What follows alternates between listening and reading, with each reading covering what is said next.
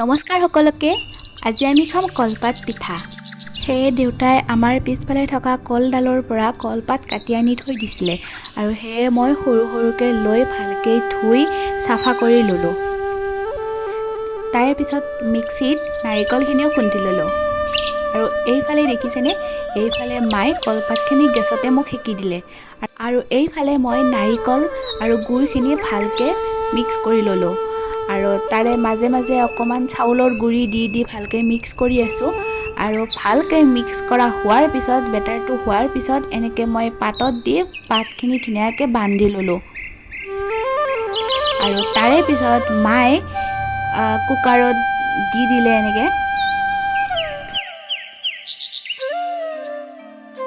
আৰু ইয়াত 3টা চিটি যোৱাৰ পিছত আমাৰ ৰেডি হৈ গ'ল কলপাত পিঠা।